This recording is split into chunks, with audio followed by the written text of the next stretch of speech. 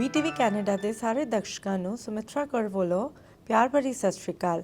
ਆਓ ਅਸੀਂ ਗੱਲਬਾਤ ਕਰਦੇ ਹਾਂ ਇਮੀਗ੍ਰੇਸ਼ਨ ਕੰਸਲਟੈਂਟ ਜਸਨੀਤ ਦੁਆ ਦੇ ਨਾਲ। Thank you so much and thank you for having me ਜੀ।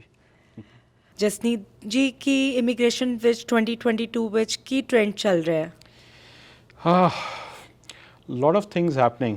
काफ़ी कुछ हो रहा है. I mean, actually, there have been a lot of reports which have been coming out, which have been from IRCC, which seem to be saying that IRCC is currently looking at a huge backlog of about 1.9 million applications which they already have, and I think everybody is a little bit confused at the state jada aajkal chal raha hai, because there was an internal memo from IRCC which was just I think everybody has had a look at it on social media. Us memo de hisab naal IRCC is saying ki they have sufficient number of applications in its backlog for the next 6 months of 2022. So Ajay, it's not very clear, but it seems ki they may not be taking out any more draws under the federal skilled worker category and the Canadian experience class category. ਜਿਹੜੇ immigration ਦੇ 2022 ਵਿੱਚ ਕਿਹੜੇ rules change ਹੋ ਰਹੇ ਨੇ ਤੇ ਕਿਹੜੇ ਨਵੇਂ ਰੂਲਸ ਆ ਰਹੇ ਨੇ? Ajay, I don't think there are any change in the rules. Though February 14th is the date when IRCC will come out with the plan for 2020. So we are waiting and seeing what actually happens from IRCC at that time. तो ये सानू पता चलेगा कि 2020 ਦਾ actual ਜਿਹੜਾ programme ਨੇ ਕਿਸ ਤਰਫ ਜਾ ਰਹੇ ਨੇ। ਬਟ ਮੈਨੂੰ ਨਹੀਂ ਲੱਗਦਾ ਕੋਈ ਰੂਲ ਚੇਂਜ ਹੋਣਾ ਹੈ, ਮੈਨੂੰ ਨਹੀਂ ਲੱਗਦਾ ਕੋਈ ਪ੍ਰੋਗਰਾਮ ਵਿੱਚ ਕੋਈ ਨਈ ਮੋਡੀਫਿਕੇਸ਼ਨ ਹੋਣੀ ਹੈ। ਜਿਹੜਾ ਜਸਟਿਨ ਟਰੂਡੋ ਦਾ 10 ਪੁਆਇੰਟ ਪ੍ਰੋਗਰਾਮ ਆਇਆ ਹੈ for IRCC, even that the first thing that Justin Trudeau also says is, our Prime Minister Justin Trudeau who says is that reduce the backlog. So I don't think कि या तक कि IRCC कोई programs cancel करेगा, and I don't think they'll do any changes to the program, except कि हो सकता है कि federal skilled worker ते Canadian experience class ਦੇ ਜਿਹੜੇ draws ਨੇ वो अगले 3 ਤੋਂ 6 ਮਹੀਨੇ ਨਾ ਕੱਢਣ। Okay, they have to wait more, ਉਹਨਾਂ ਨੂੰ ਹੋਰ ਵੇਟ ਕਰਨੀ ਪਏਗੀ। ਨਹੀਂ, ਇਹ ਨਏ ਡਰਾਜ਼ ਨੇ ਤੇ ਪੁਰਾਣੀ ਫਾਈਲਾਂ ਦੀ ਪ੍ਰਾਇੋਰਟੀ ਤੇ ਬੇਸਿਸ ਤੇ ਉਹਨਾਂ ਨੂੰ ਪ੍ਰੋਸੈਸ ਕਰਨੀ ਹੈ। ਜਿਹੜੀ ਫਾਈਲਸ ਆਲਰੇਡੀ ਪਿਕਅਪ ਹੋ ਗਈਆਂ ਨੇ ਫੈਡਰਲ ਸਕਿੱਲ ਵਰਕਰ, ਜਿਹੜਾ ਫਾਈਲਸ ਆਲਰੇਡੀ ਪਿਕਅਪ ਹੋ ਗਈਆਂ ਨੇ ਕੈਨੇਡੀਅਨ ਐਕਸਪੀਰੀਅੰਸ ਕਲਾਸ ਵਿੱਚ, ਜਿਹੜੇ ਲੋਕਾਂ ਵੇਟ ਕਰ ਰਹੇ ਨੇ for the files to process, ਉਹਨਾਂ ਦੀ ਫਾਈਲ ਦੀ ਪ੍ਰੋਸੈਸਿੰਗ ਜਲਦੀ ਕਰਨੀ ਹੈ ਉਹਨਾਂ ਨੇ। ਜੀ, ਤੇ ਕਦ ਤੱਕ ਲੱਗਦਾ ਤੁਹਾਨੂੰ ਪਿਛਲਾ ਬੈਕਲੌਗ ਸਾਰਾ ਕਲੀਅਰ ਹੋ ਜਾਏਗਾ? ਜਿਹੜਾ there was a report ਜਿਹੜੇ ਆਈ ਸੀ on September 2021, ਉਸ ਰਿਪੋਰਟ ਦੇ ਹਿਸਾਬ ਨਾਲ they were trying ਕਿ ਅਗਲੇ 3 ਤੋਂ 4 ਮਹੀਨਾ 'ਚ ਉਹਨਾਂ ਦੀ ਬੈਕਲੌਗ ਕਮ ਹੋ ਜਾਏ, ਬਟ ਇੰਸਟੈਡ ਆਫ ਬੈਕਲੌਗ ਕਮ ਹੋਣ ਦੇ ਉਹਨਾਂ ਦਾ ਬੈਕਲੌਗ ਹੋਰ ਵੱਧ ਗਿਆ ਹੈ ਜੀ। ਸੋ ਹੋ ਸਕਦਾ ਅਗਲੇ 6 ਮਹੀਨਾ 'ਚ ਉਹਨਾਂ ਦਾ ਬੈਕਲੌਗ ਕਮ ਹੋ ਜਾਏ, but again we can just guess at this stage. We can just hope कि this is what is happening. And अगर नए draws नहीं ਕੱਢਣਗੇ ਤੇ ਚਾਂਸਸ ਇਹੀ ਹੈਗੇ ਨੇ ਕਿ ਪੁਰਾਣੀ ਫਾਈਲਸ ਦੀ ਪ੍ਰੋਸੈਸਿੰਗ ਜਲਦੀ ਕਰਕੇ ਉਹ ਬੈਕਲੌਗ ਕਮ ਕਰ ਸਕਦੇ ਨੇ। ਤੇ ਤੁਸੀਂ ਹੁਣ ਨਵੀਂ ਫਾਈਲਾਂ ਲੈਣੀ ਸ਼ੁਰੂ ਕਰਤੀਆਂ ਨੇ? Are tourist visa they are coming and they are tourist visas are being processed and they are being processed very expeditiously.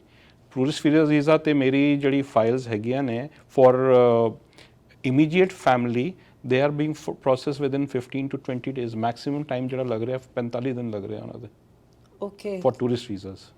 ਸੋ ਤੁਸੀਂ ਉਹਨਾਂ ਵਾਸਤੇ ਕੀ ਕਹਿਣਾ ਚਾਹੋਗੇ ਜਿਹੜੇ ਲੋਕੀ ਟੂਰਿਸਟ ਵੀਜ਼ਾ ਤੇ ਆਉਂਦੇ ਨੇ and they want to apply for the work permit, they want to settle here? See tourist visa ਹਜੇ ਜਿਹੜਾ ਲੱਗ ਰਿਹਾ ਹੈ ਉਹ ਇਮੀਡੀਏਟ ਫੈਮਿਲੀ ਲਈ ਲੱਗ ਰਿਹਾ ਹੈ, ਤੇ ਅਗਰ ਕੋਈ ਇੱਥੇ ਆਲਰੇਡੀ ਹੈਗਾ ਹੈ ਔਨ PR ਔਰ ਅ ਕੈਨੇਡੀਅਨ ਸਿਟੀਜ਼ਨ, ਤੇ ਉਹਨਾਂ ਦੀ ਇਮੀਡੀਏਟ ਫੈਮਿਲੀ ਅਗਰ ਆਉਣਾ ਚਾਹੁੰਦੀ ਹੈ ਔਨ ਟੂਰਿਸਟ ਵੀਜ਼ਾ, ਤੇ ਉਹਨਾਂ ਦਾ ਆਉਣ ਦਾ ਪ੍ਰੋਸੈਸ ਜਿਹੜਾ ਬੜਾ ਸੌਖਾ ਕਰਤਾ ਉਹਨਾਂ ਨੇ, ਕਿਉਂਕਿ ਉਹਨਾਂ ਨਵਾਂ ਪੋਰਟਲ ਖੋਲ੍ਹਿਆ, ਤੇ ਨਵਾਂ ਪੋਰਟਲ ਵਿੱਚ ਅਗਰ ਤੁਸੀਂ ਐਪਲੀਕੇਸ਼ਨ ਪਾਉਂਦੇ ਹੋ ਵਿਦਿਨ 40 to 45 ਡੇਜ਼ ਤੁਹਾਨੂੰ ਰਿਪਲਾਈ ਆ ਜਾਂਦਾ ਹੈ। Okay, that's only for the immediate family? For the immediate family. ਤੇ ਜਿਹੜਾ ਐਕਸਟੈਂਡਡ ਫੈਮਿਲੀ ਨੇ ਕਈ ਕੇਸਿਸ ਵਿੱਚ ਐਕਸਟੈਂਡਡ ਫੈਮਿਲੀ ਵੀ ਉਹ ਕੰਸੀਡਰ ਕਰ ਰਹੇ ਨੇ, ਬਟ ਡਿਪੈਂਡ ਕਰਦਾ ਹੈ ਕਿ ਤੁਹਾਡੇ ਕੋਈ ਸਪੈਸ਼ਲ ਫੰਕਸ਼ਨ ਹੈਗਾ ਹੈ, ਕੋਈ ਸਪੈਸ਼ਲ ਇਵੈਂਟ ਹੋ ਰਿਹਾ ਤੁਹਾਡੇ ਨਾਲ, ਤੇ ਉਸ ਬੇਸਿਸ ਤੇ ਤੁਸੀਂ ਆਪਣਾ ਐਕਸਟੈਂਡਡ ਫੈਮਿਲੀ ਵੀ ਆਪਣਾ ਟੂਰਿਸਟ ਵੀਜ਼ਾ ਲਗਾ ਸਕਦੀ ਹੈ। ਪਰ ਜਿਹੜੇ ਬੰਦੇ ਸਿਰਫ ਐਜ਼ ਅ ਟੂਰਿਸਟ ਆਉਣਾ ਚਾਹੁੰਦੇ ਨੇ ਇੱਧਰ, ਉਹਨਾਂ ਲਈ ਹਜੇ ਆਈ ਥਿੰਕ ਥੋੜ੍ਹਾ ਟਾਈਮ ਲੱਗੇਗਾ। ਤੇ ਉਹ ਹਜੇ ਕਿਉਂਕਿ because of COVID everything right now is in a very messed up stage, so yeah possibility ਉਹਨਾਂ ਦੀ ਲਗਾਉਣ ਦੀ ਥੋੜ੍ਹੀ ਮੁਸ਼ਕਿਲ ਹੈਗੀ ਹੈ। ਹਜੇ ਸਾਡੇ ਕੋਲ ਕੁਝ ਫਾਈਲਾਂ ਆਲਰੇਡੀ ਪਈਆਂ ਨੇ ਜਿਹੜੀ ਬੰਦੇ ਆਪਣਾ ਬਿਜ਼ਨਸ ਵੀਜ਼ਾ ਲਗਾਉਣ ਲਈ exploratory, it's called exploratory business visa, ਤੇ they want to come on that is another file area which IRCC is currently expediting, ਤੇ ਉਹਨਾਂ ਦੇ ਵੀ ਫਾਈਲ ਜਲਦੀਆਂ ਲੱਗ ਰਹੀਆਂ ਨੇ। ਓਕੇ, ਤੇ ਤੁਸੀਂ ਇਨਵੈਸਟਰ ਵੀਜ਼ਾ ਦੇ ਬਾਰੇ ਕੀ ਕਹਿਣਾ ਚਾਹੋਗੇ, ਜਿਹੜਾ ਇਨਵੈਸਟ ਕਰਨ ਕੇ ਆਉਣਾ ਚਾਹੁੰਦੇ ਨੇ? ਹਜੇ ਇੱਧਰ ਕੋਈ ਕੈਨੇਡਾ 'ਚ ਕੋਈ ਇਨਵੈਸਟਰ ਵੀਜ਼ਾ ਹੈ ਨਹੀਂ, ਦੇਰ ਆਰ ਬਿਜ਼ਨਸ ਵੀਜ਼ਾਸ, ਸੋ ਬਿਜ਼ਨਸ ਵੀਜ਼ਾ 'ਚ ਤੁਸੀਂ ਆ ਸਕਦੇ ਹੋ, ਬਟ ਉਹ ਹਜੇ ਲਿਮਿਟਡ ਉਹਨਾਂ ਨੇ ਕੀਤਾ ਹੋਇਆ ਹੈ ਉਹ ਵੀ। ਤੇ ਜਿਵੇਂ BC ਵਿੱਚ ਪਹਿਲੇ ਐਂਟਰਪ੍ਰੇਨਿਓਰ ਵੀਜ਼ਾ ਹੁੰਦਾ ਸੀ, ਕਰੰਟਲੀ BC ਨੇ ਉਹ ਬੰਦ ਕੀਤਾ ਹੋਇਆ, ਤੇ ਰੀਜਨਲ ਐਂਟਰਪ੍ਰੇਨਿਓਰ ਵੀਜ਼ਾ ਅਜੇ ਚੱਲ ਰਹੇ ਨੇ, ਤੇ ਉਹ ਉਹਦੇ 'ਚ ਤੁਸੀਂ ਆਪਣਾ ਲਗਾ ਸਕਦੇ ਹੋ, ਤੇ ਉਹਨਾਂ ਦੇ ਵਿੱਚ ਅਸੀਂ ਆਉਣ ਦੀ ਕੋਸ਼ਿਸ਼ ਕਰ ਸਕਦੇ ਹੋ। ਤੇ there are lot of programs business visa 'ਚ ਜਿਹੜੇ ਪੋਸੀਬਿਲਿਟੀ ਹੈ ਕਿ ਤੁਸੀਂ ਕਰ ਸਕਦੇ ਹੋ, ਬਟ ਅਗੇਨ ਜਦ ਵੀ ਕੋਈ ਬੰਦਾ ਲਗਾਉਣ ਚਾਹੁੰਦਾ ਹੈ ਆਪਣਾ visa under business, we have to do a proper assessment and proper study to be able to suggest ਕਿ ਕਿਹੜਾ ਪ੍ਰੋਗਰਾਮ ਉਹਨਾਂ ਲਈ ਸਹੀ ਬੈਠੇਗਾ, ਕਿਹੜਾ ਪ੍ਰੋਗਰਾਮ ਨਹੀਂ ਸਹੀ ਬੈਠੇਗਾ। ਤੇ ਜਿਹੜੇ ਸਟੂਡੈਂਟ ਵੀਜ਼ਾ ਲੈ ਕੇ ਆਉਂਦੇ ਨੇ ਐਂਡ ਦੇ apply for the student permit, ਉਹਨਾਂ ਵਾਸਤੇ ਤੁਸੀਂ ਕੀ ਕਹਿਣਾ ਚਾਹੋਗੇ? ਸਟੂਡੈਂਟ ਵੀਜ਼ਾਸ ਤੇ ਹਜੇ ਲੱਗ ਰਹੇ ਨੇ, ਥੋੜੇ ਡਿਲੇਡ ਹੋ ਸਕਦੇ ਨੇ, ਕਈ ਲੋਕ ਮੈਂ ਸੁਣਿਆ ਹੈ ਕਿ ਕਈ ਲੋਕ ਡਿਲੇਡ ਹੈਗੇ ਨੇ, ਕਈ ਲੋਕਾਂ ਨਾਲ ਪ੍ਰੋਬਲਮ ਚੱਲ ਰਹੀ ਹੈ, ਬਟ ਅਦਰਵਾਈਜ਼ ਸਟੂਡੈਂਟ ਵੀਜ਼ਾਸ ਤੇ ਲੱਗ ਰਹੇ ਨੇ। ਸਟੂਡੈਂਟ ਵੀਜ਼ਾਸ ਤੇ ਬੜੇ ਕਾਫੀ ਲੱਗੇ ਨੇ, and they easily convert into the student permit. Student visa ਜਦ ਲੱਗੇਗਾ ਤਾਂ ਸਟੂਡੈਂਟ ਪਰਮਿਟ ਮਿਲੇਗਾ ਹੀ। ਤੇ ਅਗਰ ਤੁਹਾਡਾ ਕਾਲਜ DLI ਕਾਲਜ ਹੈਗਾ, DLI ਨੰਬਰ ਹੈਗਾ ਤੁਹਾਡੇ ਕਾਲਜ ਦਾ, ਤੇ ਤੁਹਾਡਾ ਜਿਹੜਾ ਕੋਰਸ ਹੈ ਉਹ PGWP ਜਾਂ post graduate work permit eligible ਹੈਗਾ ਹੈ, ਤੇ once you finish your studies ਤੁਹਾਨੂੰ ਆਪਣੇ ਆਪ ਵਰਕ ਪਰਮਿਟ ਵੀ ਮਿਲ ਜਾਂਦਾ।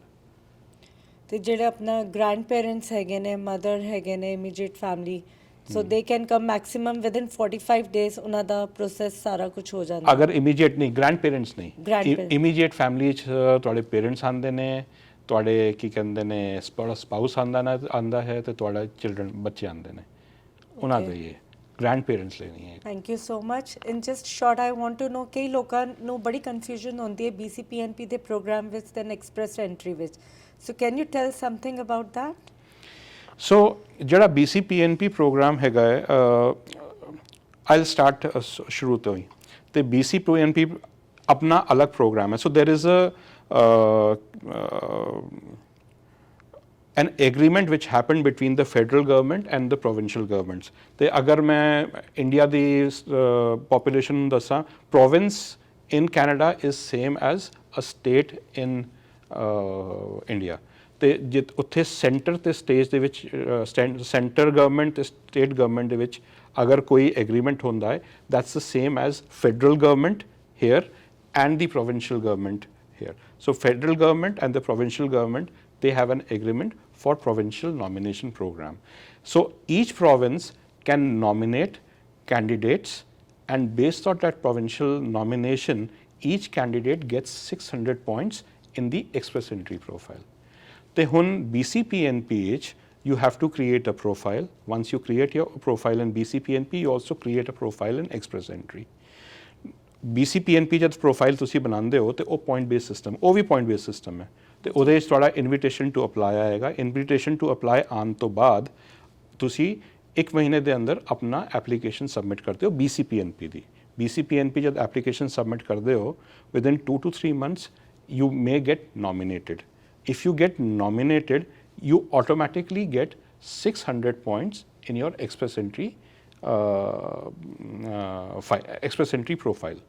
Now this is called express entry BCPNP. So ਇਹਦੇ ਵਿੱਚ both express entry and BCPNP are linked. ਤੁਸੀਂ ਅਲੱਗ ਪੇਪਰ ਬੇਸਡ ਵੀ ਕਰ ਸਕਦੇ ਹੋ ਆਪਣਾ BCPNP, ਬਟ ਉਹਨਾਂ ਨੇ ਸਹੂਲੀਅਤ ਲਈ ਐਕਸਪ੍ਰੈਸ ਐਂਟਰੀ ਤੇ BCPNP ਦੋਨੋਂ ਕੰਬਾਈਨ ਕਰਤੇ ਨੇ, ताकि जद भी ਆਟੋਮੈਟਿਕਲੀ ਤੁਹਾਡੇ BCPNP ਦੇ ਨੋਮੀਨੇਸ਼ਨ ਆਏ ਆਟੋਮੈਟਿਕਲੀ ਤੁਹਾਡੇ ਐਕਸਪ੍ਰੈਸ ਐਂਟਰੀ 600 ਪੁਆਇੰਟ ਮਿਲ ਜਾਣ। ਜਦ 600 ਪੁਆਇੰਟ ਮਿਲ ਜਾਂਦੇ ਨੇ ਤੁਹਾਡੇ ਕੋਲ ਐਕਸਪ੍ਰੈਸ ਐਂਟਰੀ ਤੋਂ ਇਨਵੀਟੇਸ਼ਨ ਟੂ ਅਪਲਾਈ ਆ ਜਾਂਦਾ ਹੈ। ਐਕਸਪ੍ਰੈਸ ਐਂਟਰੀ ਤੋਂ ਜਦ ਕੀ ਕਹਿੰਦੇ ਨੇ ਤੁਹਾਡਾ ਇਨਵੀਟੇਸ਼ਨ ਟੂ ਅਪਲਾਈ ਆ ਗਿਆ ਤੁਹਾਡੇ ਕੋਲ 2 ਮਹੀਨੇ ਨੇ ਆਪਣੀ ਐਪਲੀਕੇਸ਼ਨ ਸਬਮਿਟ ਕਰਨੀ PR ਲਈ। PR ਦੀ ਐਪਲੀਕੇਸ਼ਨ ਸਬਮਿਟ ਕਰੋ ਤੇ 6 ਤੋਂ 9 ਮਹੀਨੇ 'ਚ ਤੁਹਾਡੇ ਕੋਲ ਆਪਣੀ PR ਆ ਜਾਂਦੀ ਹੈ। ਜੀ ਡਿਪੈਂਡਿੰਗ ਆਫ ਕੋਰਸ ਤੁਹਾਡੀ ਐਲੀਜੀਬਿਲਿਟੀ ਐਂਡ ਅਦਰ ਥਿੰਗਸ ਵਿਚ ਦੇ ਹੈਵ ਟੂ ਕੰਸੀਡਰ। ਉਹਦੇ 'ਚ ਤੁਹਾਨੂੰ ਮੈਡੀਕਲ ਆਪਣਾ ਚੈੱਕਅਪ ਕਰਾਉਣਾ ਪੈਂਦਾ ਹੈ, ਤੁਹਾਨੂੰ ਆਪਣਾ ਪੁਲਿਸ ਵੈਰੀਫਿਕੇਸ਼ਨ ਕਰਾਉਣੀ ਪੈਂਦੀ ਹੈ ਤੇ ਉਹ ਸਭ ਕਰਾ ਕਰੂ ਕੇ ਅਗਰ ਤੁਹਾਡੀ ਫਾਈਲ ਵਿੱਚ ਸਭ ਕੁਝ ਠੀਕ ਹੈ ਤਾਂ 6 to 9 months you get your PR in express entry through express entry। through express ਹਾਂਜੀ entry तो ਇਹ ਪ੍ਰੋਸੈਸ BCPNP ਤੋਂ ਸ਼ੁਰੂ ਹੁੰਦਾ ਹੈ ਤੇ Okay. ਐਕਸਪ੍ਰੈਸ ਐਂਟਰੀ ਤੋਂ ਸਬਮਿਟ ਤੇ PR ਤੇ ਤੁਹਾਡੀ ਐਕਸਪ੍ਰੈਸ ਐਂਟਰੀ ਹੀ ਲੱਗਣੀ ਹੈ, ਹੋਰ ਕੋਈ ਤਰੀਕਾ ਨਹੀਂ ਹੈਗਾ। BCPNP ਦਾ ਇੱਕ ਫਾਇਦਾ ਹੈ ਕਿ ਤੁਹਾਨੂੰ 600 ਪੁਆਇੰਟ ਦੇ ਦਿੰਦਾ। 600 ਪੁਆਇੰਟ ਮਿਲਣ ਤੋਂ ਬਾਅਦ ਤੁਹਾਡਾ ITA ਆ ਜਾਂਦਾ ਹੈ ਤੇ ਅੱਜਕੱਲ ਸਿਰਫ ਐਕਸਪ੍ਰੈਸ ਐਂਟਰੀ ਦੇ ਡਰਾਅ ਹੀ ਹੋ ਰਹੇ ਨੇ। BCPNP ਦਾ ਡਰਾਅ ਐਵਰੀ 15 ਡੇਜ਼ ਹੁੰਦਾ ਹੈ ਤੇ ਐਕਸਪ੍ਰੈਸ ਐਂਟਰੀ 'ਚ ਪ੍ਰੋਵਿੰਸ਼ੀਅਲ ਨੋਮੀਨੇਸ਼ਨ ਦੇ ਡਰਾਅ ਵੀ ਐਵਰੀ 15 ਡੇਜ਼ ਹੋ ਰਹੇ ਨੇ। ਸੋ ਅੱਜਕੱਲ ਸਿਰਫ ਉਹੀ ਡਰਾਅਸ ਹੋ ਰਹੇ ਨੇ, ਬਾਕੀ ਨਾ ਫੈਡਰਲ ਸਕਿੱਲ ਵਰਕਰ ਡਰਾਅ ਹੋ ਰਿਹਾ ਹੈ, ਨਾ ਕੈਨੇਡੀਅਨ ਐਕਸਪੀਰੀਅੰਸ ਕਲਾਸ ਡਰਾਅ ਹੋ ਰਿਹਾ ਹੈ, ਨਾ ਫੈਡਰਲ ਸਕਿੱਲ ਟ੍ਰੇਡਸ ਡਰਾਅ ਹੋ ਰਿਹਾ ਹੈ, ਸਿਰਫ PNP ਡਰਾਅਸ ਚੱਲ ਰਹੇ ਨੇ। ਤੇ ਇਸ ਲਈ ਮੈਂ ਕਹਿਣਾ ਕਿ ਅੱਜਕੱਲ ਜਿਨ੍ਹਾਂ ਨੇ ਆਉਣਾ ਹੈ ਆਪਣਾ PNP 'ਚ ਦੇਖੋ, ਅਗਰ ਹੋ ਸਕਦਾ ਹੈ ਤਾਂ ਕੋਸ਼ਿਸ਼ ਕਰੋ ਕਿ PNP 'ਚ ਤੁਸੀਂ ਆਪਣੀ ਨੋਮੀਨੇਸ਼ਨ ਕਰਵਾ ਸਕੋ। any important thing which you want to say to our audience regarding the process of the PR ਜਿਨ੍ਹਾਂ ਦੀ ਫਾਈਲਾਂ ਡਿਲੇ ਹੈਗੀਆਂ ਨੇ, they are like waiting from long time, ਉਹਨਾਂ ਵਾਸਤੇ ਕੁਝ ਕਹਿਣਾ ਚਾਹੋਗੇ? ਜਿਨ੍ਹਾਂ ਦੀ ਫਾਈਲਾਂ ਡਿਲੇ ਹੈਗੀਆਂ ਨੇ I can only say please wait. Yes they are delayed and hopefully they will see some light at the end of the tunnel।